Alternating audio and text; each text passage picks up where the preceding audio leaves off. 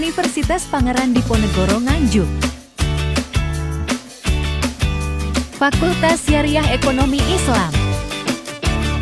Prodi Ekonomi Syariah. Dengan dosen pengampu, Dr. Juni Iswanto, MM. Ingin mempersembahkan hasil tugas kami tentang e-commerce, perkembangan, peluang, dan risiko.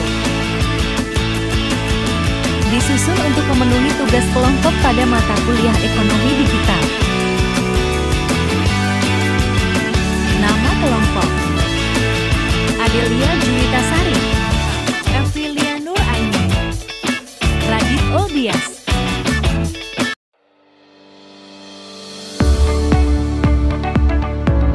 Happy watching guys, terima kasih.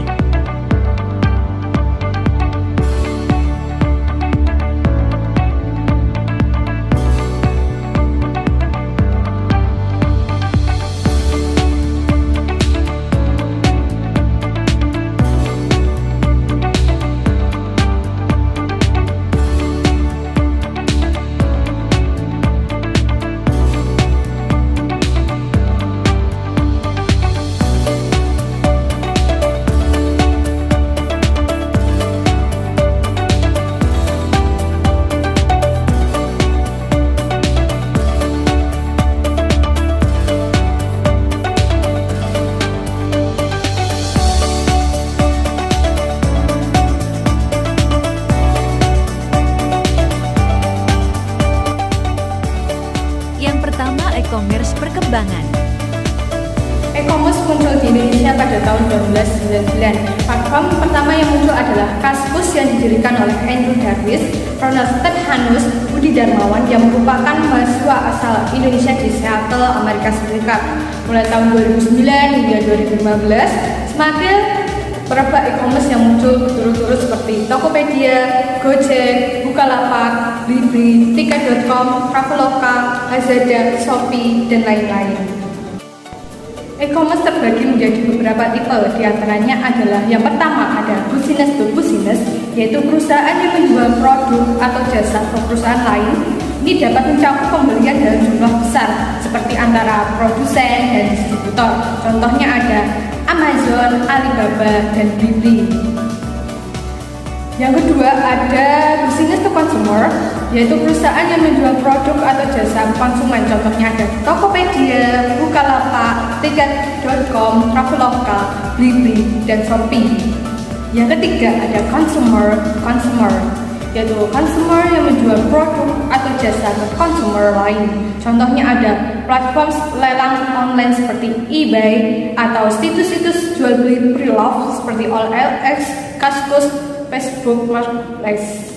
Yang keempat, seperti business to government to consumer, dan sebagainya, tergantung pada konteks dan jenis transaksi yang dilibatkan.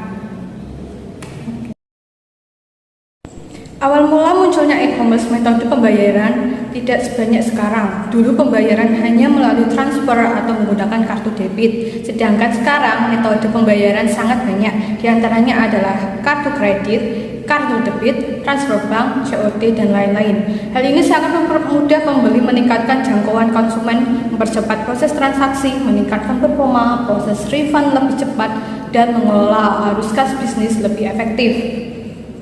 Berbagai inovasi yang menghadirkan fitur-fitur mendorong masyarakat untuk mengenal lebih dalam metode pembayaran. Terdapat 4 jenis pembayaran digital, diantaranya yang pertama ada e-money seperti Brizi, BNI Tap, Cash, Flash, BCA. Ada internet banking seperti transfer, virtual account. Ada mobile banking, transfer, virtual account. Ada e-wallet seperti GoPay, OVO, Dana, ShopeePay, dan Link Aja. Adanya pandemi di tahun 2019, tren transaksi digital mengalami peningkatan seiring banyaknya waktu orang di rumah. Selain itu, adanya teknologi yang semakin tinggi diiringi dengan kecepatan transaksi yang semakin mudah dan cepat, sangat membantu percepatan bisnis digital tersebut. Lalu pada tahun 2003, pertumbuhan e-commerce di Indonesia adalah nomor 1 di dunia. Yang kedua, e-commerce peluang. Selanjutnya ada peluang. E-commerce menjadi peluang yang sangat besar terhadap seluruh pelaku e-commerce, baik marketplace, logistik, UMKM, UKM, jasa keuangan maupun yang lainnya. Di antara peluang tersebut karena e-commerce merupakan cara berbelanja yang mudah dan juga efektif. Menurut Elizabeth Yunaiti Anggraini, perkembangan e-commerce yang sangat besar tentu memiliki kelebihan. Di antaranya adalah jangkauannya luas, tidak ada batas waktu, biaya lebih murah, tidak perlu stok barang, dan juga mudah dalam mengelola transaksi. Dari sisi pembeli sendiri, e-commerce memungkinkan pelanggan untuk berbelanja atau melakukan transaksi dalam waktu 24 jam dari semua lokasi. E-commerce memberi pelanggan lebih banyak pilihan, diantaranya adalah mereka dapat memilih perdagangan elektronik.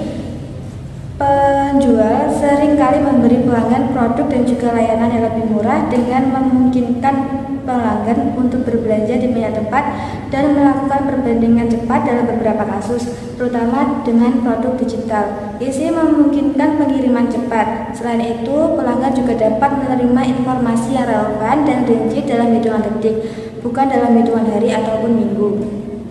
Peluang e-commerce yang semakin besar, pembeli disuguhkan dengan sistem pembayaran yang lebih bervariatif.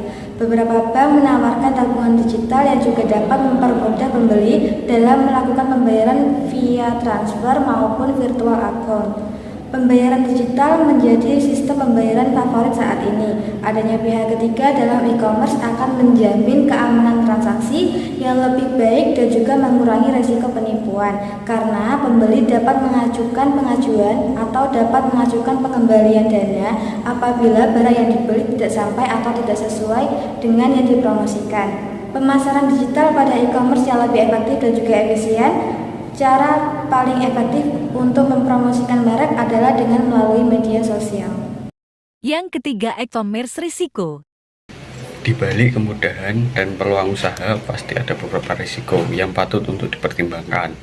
Di antaranya, tren dan gaya hidup bisa berubah sewaktu-waktu, dan banyak produk yang viral dan sudah dibeli ribuan kali. Sebagai pelaku bisnis, penjual harus siap dengan segala perubahan. Resiko bisnis online yang sering terjadi adalah pencurian ide. Toko yang sudah laris, biasanya foto produk yang dipasarkan dicuri oleh toko lain. Salah satu cara agar konten pemasaran produk tidak dicuri adalah dengan memberikan watermark pada setiap konten. Kompetisi pasar yang tinggi membuat pelaku usaha harus mengatur strategi yang tepat agar dilirik oleh pembeli. Persaingan harga termasuk resiko dalam kondisi ini. Ada penjual yang merusak harga pasar dengan cara menjual produk di bawah harga pasar untuk merebut pelanggan. Resiko lainnya adalah menjual harus siap beroperasi 24 jam, kecuali penjual menuliskan jam layanan. Beberapa resiko juga dialami oleh pembeli, diantaranya calon pembeli mendapatkan respon yang lambat. Produk yang dibeli tidak sesuai dengan deskripsi atau konten pemasaran. Kualitas produk tidak dapat dipastikan karena adanya berdasarkan foto, ide, deskripsi, atau review dari pembeli lain. Kesalahan pengiriman barang dan produk rusak saat diterima atau hilang saat proses pengiriman menjadi suatu hal yang sering terjadi.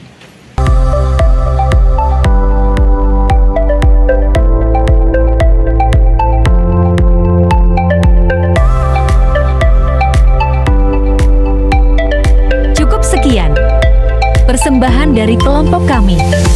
Mohon maaf bila ada salah kata.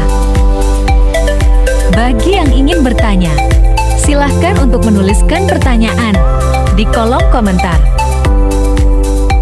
Terima kasih guys.